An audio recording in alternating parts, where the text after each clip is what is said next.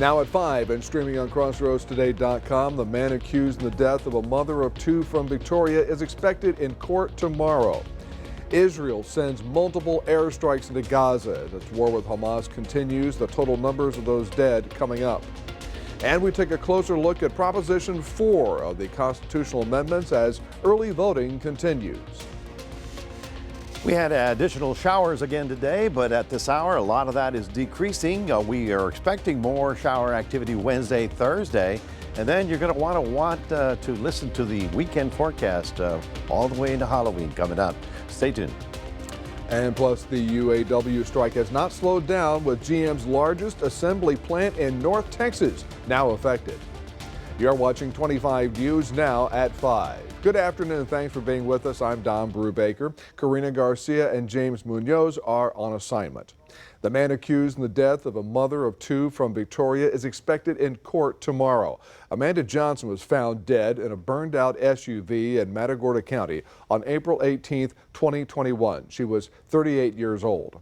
30-year-old Fernando Acosta Jr. is charged in the crime. A grand jury indicted Acosta on charges of tampering with evidence, abuse of corpse, and murder. Acosta's trial is set for November 13th. The EPA is hosting a public meeting in Port Lavaca today. 25 News Now reporter and anchor Karina Garcia is live with more details. Karina?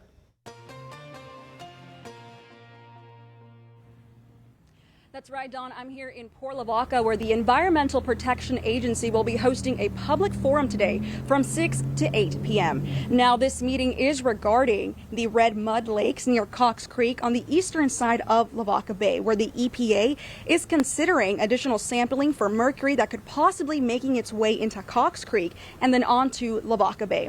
However, mercury contamination in Lavaca Bay is no secret. The aluminum company Alcoa, which was responsible for this, agreed to pay $11.4 million to clean up the mercury in this bay more than 2 decades ago. And now recently, the Environmental Integrity Protection released a report detailing the legacy of pollution left behind by current and former aluminum facilities, while also making it clear that a well-regulated aluminum industry is vital to the clean energy transition. Now, both the EPA and Alcoa will have representatives here at the meeting, where we hope to provide you updates. Once again, I'm Karina Garcia, reporting live in Port Lavaca, KBU TV 25 News Now.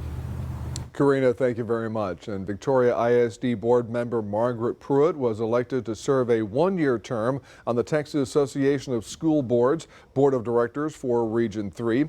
Voters elected Pruitt to the Victoria ISD board in 2016. She serves as board secretary.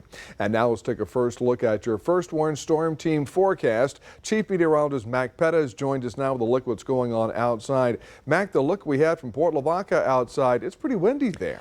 Yes, all of that part of the storm system that's producing the rain around our area. Right about now, we're at 82 degrees. Our winds are blowing at 22 miles an hour. So that's, you can say, the gusty winds up to maybe even 30. So it's a little breezy out there. The high temperature today managed to get up to 85, slightly above our average. Of course, we may or may not have gotten any actual rain at the rain gauge, but we know we had showers, and we're going to have more in the next couple of days, and we'll talk about that coming up in just a moment. Back to you, Don.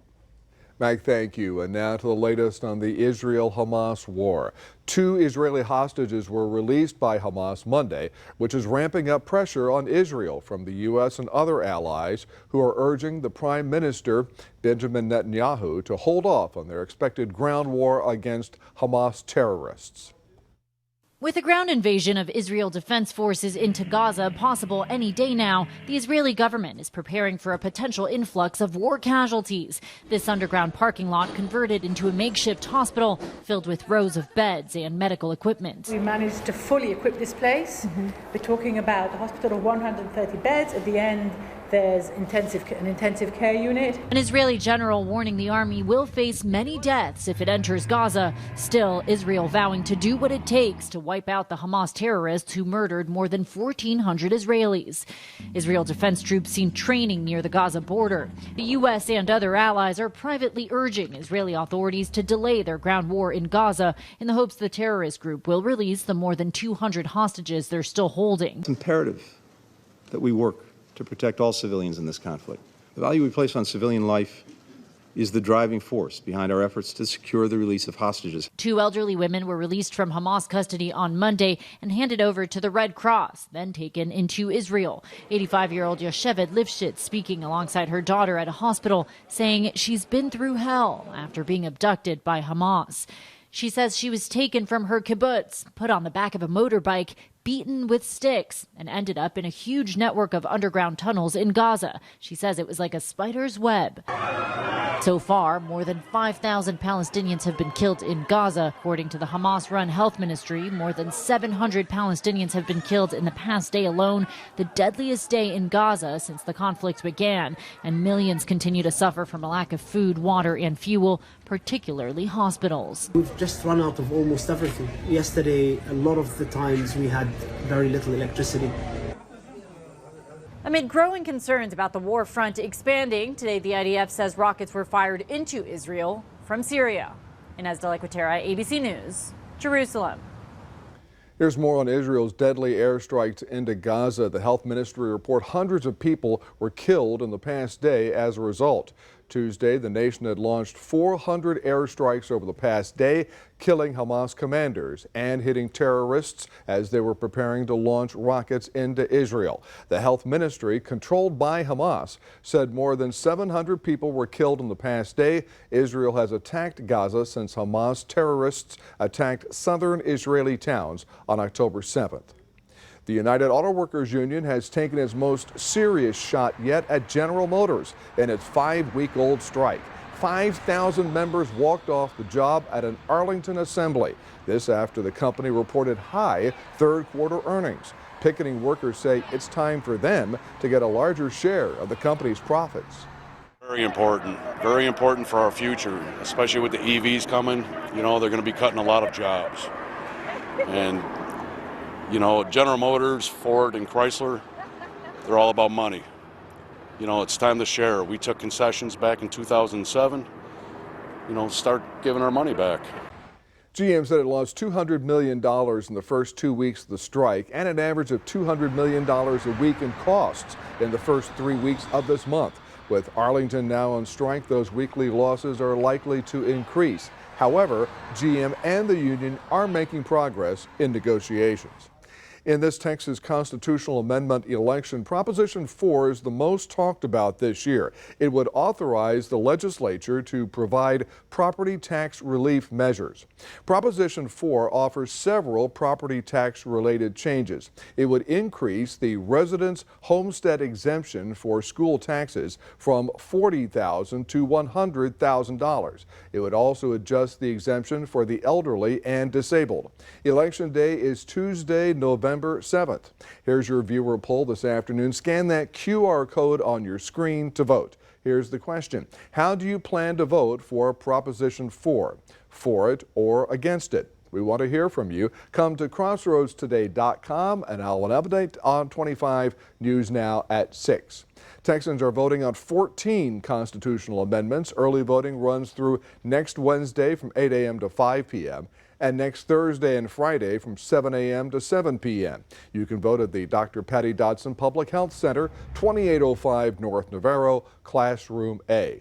Most counties in the Crossroads have increased their number of registered voters since the last state congressional amendment election 2 years ago. KXAN reports Victoria County has had the most registered voters in that time in this area with 435, followed by Lavaca County at 385. The Texas Secretary of State's numbers show DeWitt County has one of the largest decreases in the state in registered voters, down almost 800 in 2 years. That's a drop of 6.5%. Remember to subscribe to our YouTube channel, Crossroads Today. Hit the like button and click the notification bell so you can see Crossroads Today on YouTube. More chaos in the battle for House Speaker. Straight ahead on 25 News Now at 5, the latest candidate who has dropped out of the race. Also ahead, the latest numbers on the rise of abortions in the U.S. since the overturning of Roe v. Wade.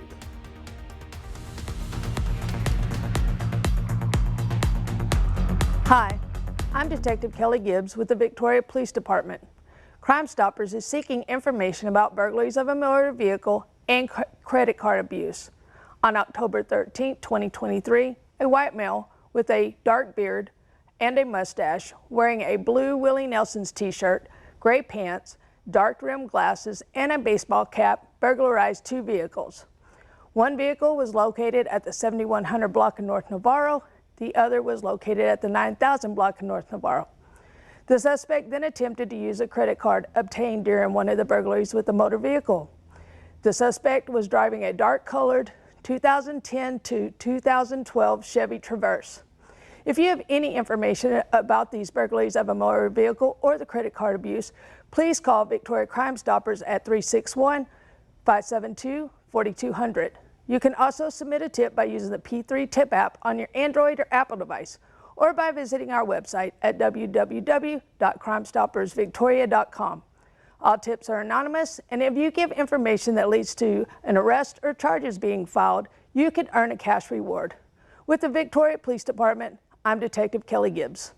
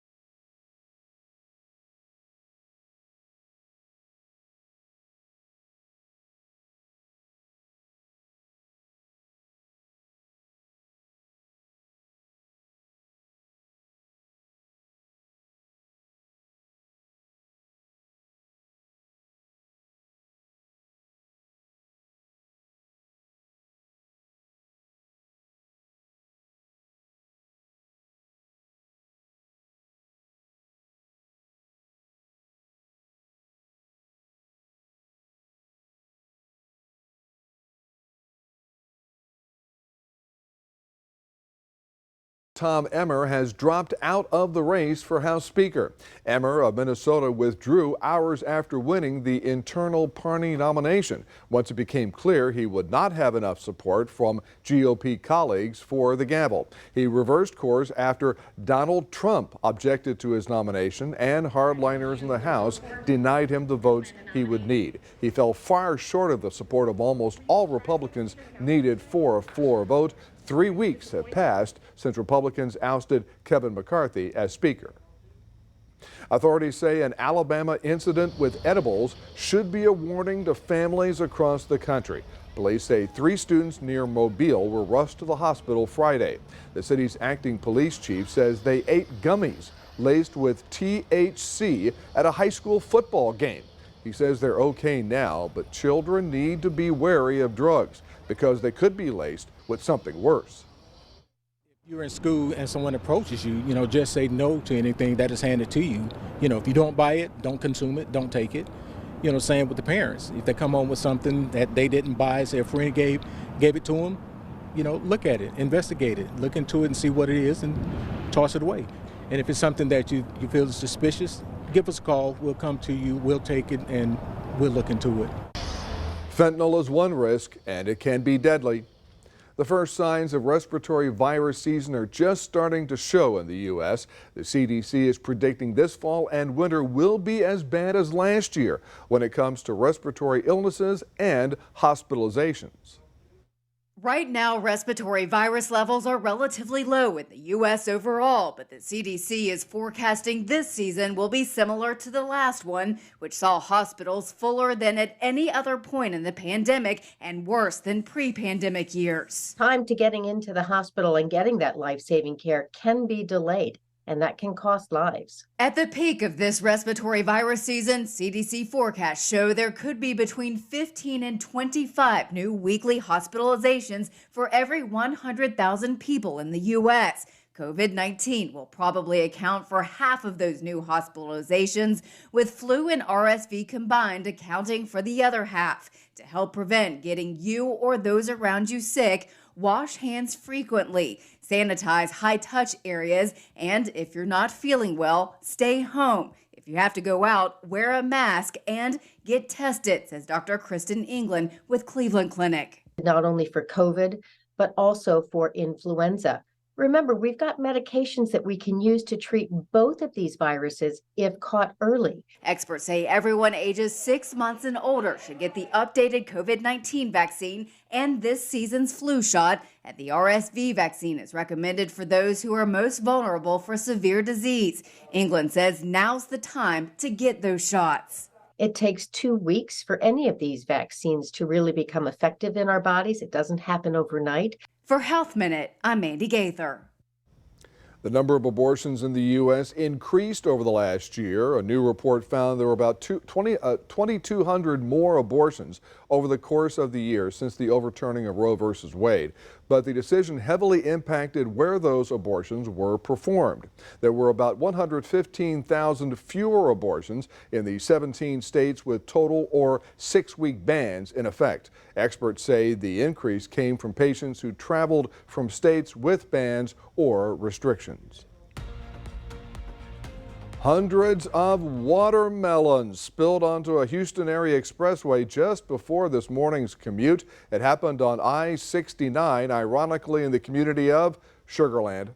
An 18-wheeler carrying the fruit had crashed into a sign. Authorities have not reported any injuries from the accident, but it created a sticky situation for drivers. Yeah, crews had to close multiple lanes while they cleaned up the crushed fruit. You can imagine the stickiness of the roadways there and the amount of traffic that needs to move around. Anyway, folks, we got some cloud cover out there. We did have additional shower activity today. Right now, your temperature is at 82. We managed only to get up to 85 as a high temperature. This is still rather tropical stuff, and we did get 7,800s out at the airport. That's good. That brought our October up to 3.41 and our year to 28.99. That's still 5.5 below normal, but we've got more chances of getting rain, and then you're really going to want to get this Halloween forecast. So we'll have all that coming up in just a moment.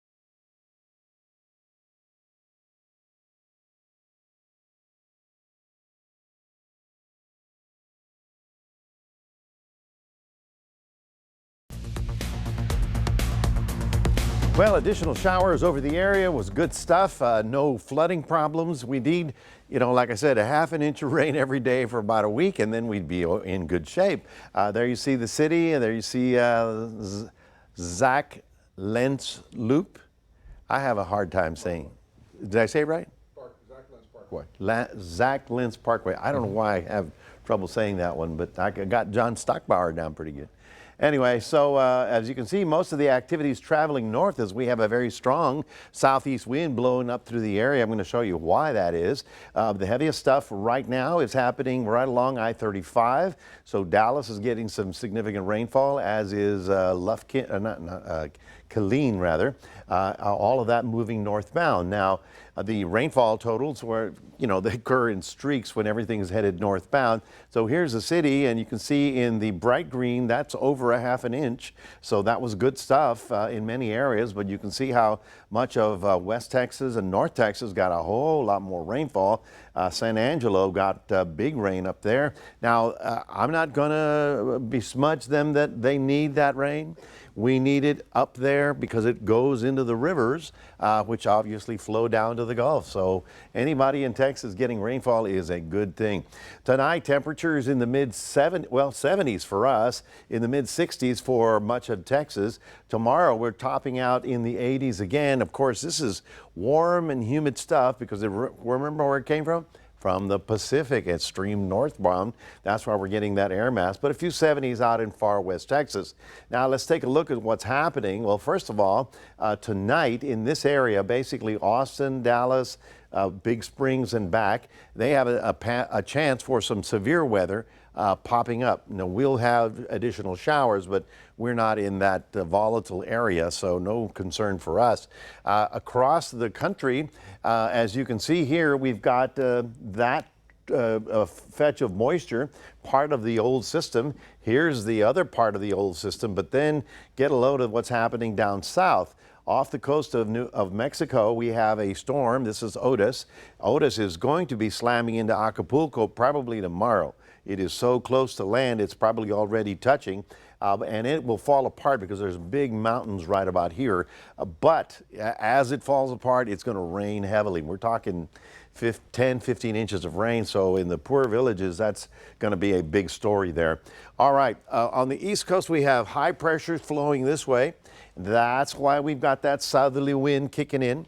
And then on the West Coast, we've got this big low also kicking up that south wind. So all of that streaming, all that moisture northbound, and it looks like North Texas still is under the gun. Now, here's Wednesday. I'm going to go to Thursday, and on Thursday, you can see this big line of possible thunderstorms developing. Now, certainly for them, and very close to our area. So we're going to watch Thursday. I believe that'll be the peak of the rain activity as this system moves out.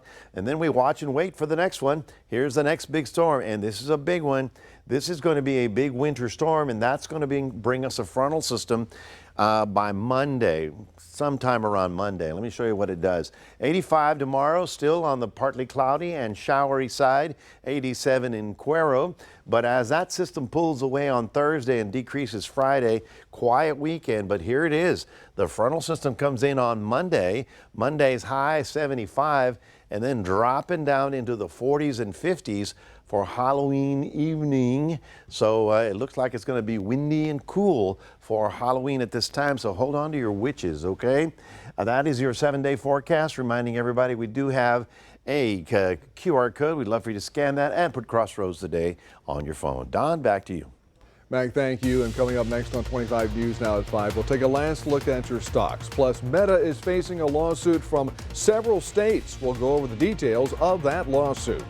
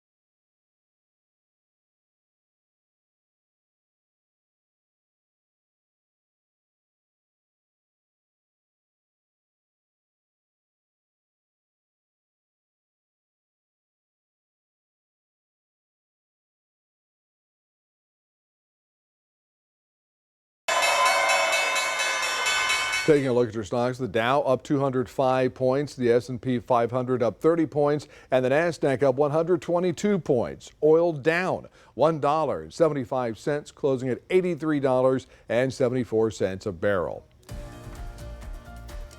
Over 30 states are suing Meta over the addiction and harm the social media platform is causing young people. The suit claims Meta's sites harmed young users' mental health with its addictive features and frequent notifications, and that Instagram has contributed to a mental health crisis. This is the latest attempt by states to rein in large tech platforms over fears that social media companies are fueling a spike in youth depression and suicidal tendencies. A North Texas suburban school district is opening a new health clinic for students on Medicaid. You can read the Texas Tribune story on crossroadstoday.com.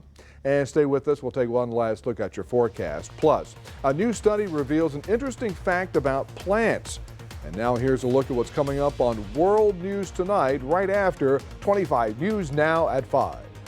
Tonight, trapped in Gaza, the race to free hostages and get innocent families to safety. Plus, the secret ballot for a speaker nominee, how the House voted. More Americans turn to the most watched program on television. World News Tonight with David Muir.